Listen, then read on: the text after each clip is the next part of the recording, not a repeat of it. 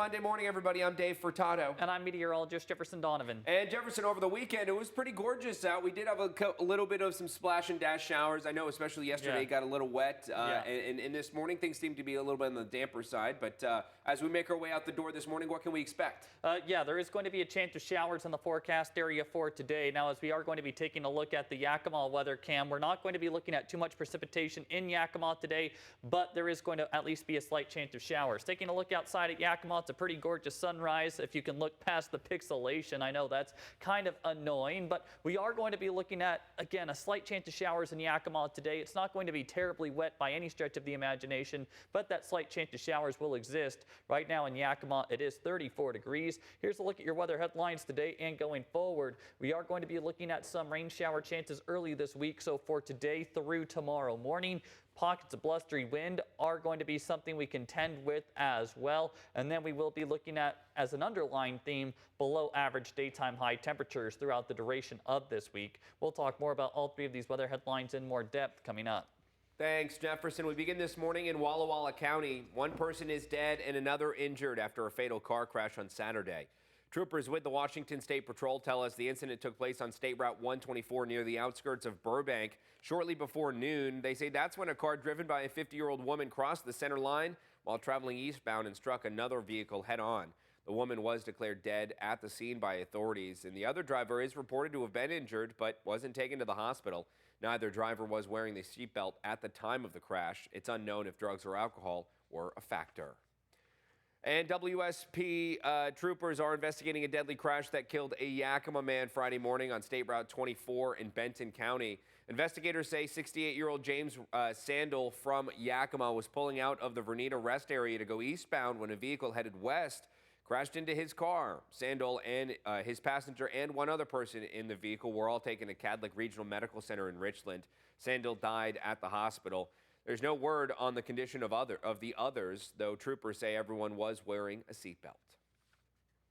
And a Pasco woman is looking at a bevy of charges coming her way following a vehicle crash in Findlay on Sunday. Now, deputies with the Benton County Sheriff's Office tell us they were called to the area of East Straight Bank Road and Highway 397 yesterday morning for reports of a car that crashed through a guardrail and was resting on a hillside. The crash resulted in the 80-foot guardrail obstructing the roadway and having extensive damage. Further investigation found that the driver, a 26-year-old woman, never called in the incident and had her friends pick her up from the scene, leaving the roadway hazards unattended. Charges for hit and run as well as driving with a suspended license are currently being filed. And switching gears this morning, as we head into fire season, one of the leading causes of fires can come from people, prompting local firefighters to share some safety practices. With the grass growth from the wet season drying out and turning brown, it can become a fire hazard. Firefighters say the best way to prepare your home for fire season is not to mow a vacant lot with a standard lawnmower, but instead use a string trimmer and rake the debris into small piles and burn them. They also say to make sure it's not near anything flammable. But really our number one is human cause, and it could be roadside, mechanical, dragging a chain, discarding burning material, equipment malfunction on a vehicle, a large truck, or even electrical. So far, we have seen a couple of fires in our area. Just last week, there were two separate fires on Interstate 82 and Badger Road and another in the Fort Walla Walla Natural area, which started Thursday night. It is considered suspicious. In the proposed Washington state budget, there are cuts to a program that provides money for forest restoration, wildfire response, and fire preparedness in communities.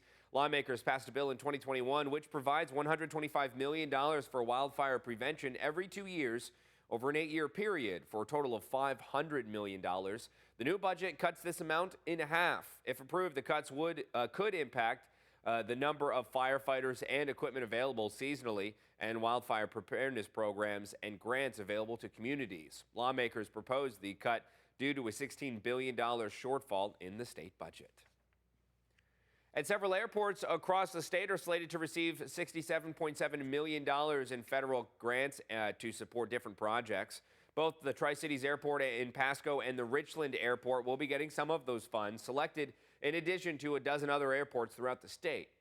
The Tri-Cities Airport will be receiving $7.3 million to support terminal upgrades, while the Richland Airport will be getting $180,000 to support an apron extension, bringing it into compliance with the current standards.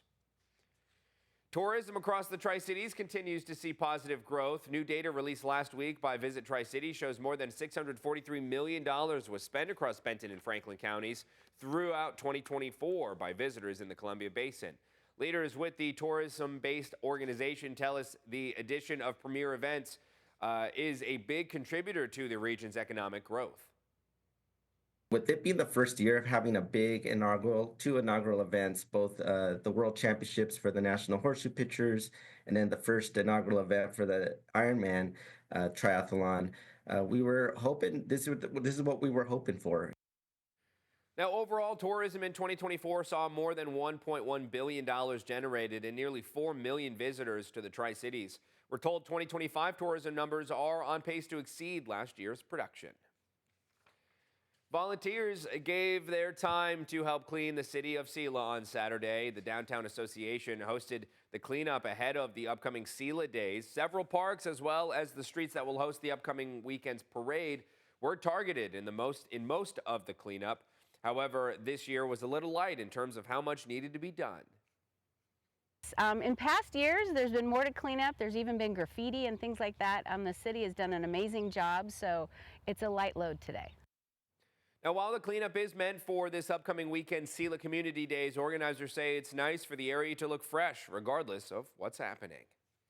And with that, let's jump right over to meteorologist Jefferson Donovan to talk the weather, because it seems to be a little bit on the cooler side, maybe a little bit more on the damp side today, and hopefully this is only for a limited time only. Well, I will say that the dampness is only for a limited time only, but the cool temperatures are going to persist throughout this week. Last week we did see above average temperatures for nearly the entire week. This week we are going to be staying below average for the entire week. Here's what you can expect for today. Highs will only crest in the 60s this afternoon, low 60s for the Blue Mountain foothills, mid 60s in the Kittitas Valley, with upper 60s for the Columbia Basin and Yakima Valley. And there is going to at least be a slight chance of showers for everyone, better chances of showers today for the Columbia Basin and the Blue Mountain foothills. We'll dive deep into the rain scenario and the cool temperature scenario all coming up.